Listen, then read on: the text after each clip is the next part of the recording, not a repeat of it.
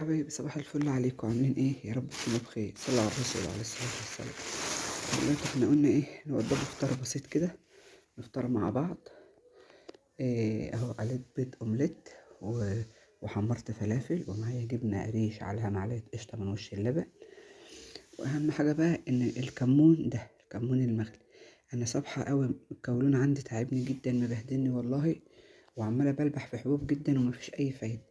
بس الكولون ده بيهدد الكمون ده بيهدي الدنيا جدا للقولون ولأي مغص في البطن. فأنا أنصحكم إن أي حد يحس نفس الإحساس اللي أنا حاساه ده يعمل كوباية كمون. كمون حصى عندك، كمون بودرة عندك، أي زي ما يكون الكمون موجود عندك، تغليه وتسيبيه يهدى شوية، وبعد كده تصبيه.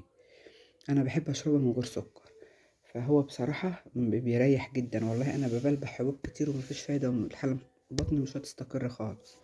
وكمان ايه، اهو معايا عيش سخن اهو، لسه جايباه من الفرن اهو، بسم الله ما شاء الله. فانا حبيت بس ايه نتكلموا على موضوع الفطار، لان الفطار ده وجبة اساسية، حتى لو هي بسيطة خالص هي وجبة اساسية. فانا انصحكم ان انتوا يعني بصوا، مش هياخد معاكم 3 4 دقايق في الفطار السهل ده، مش هياخد معاكم وقت خالص. بس المهم ان انتوا لازم تفطروا و... وتهتموا شوية بحتة الفطار دي بالذات.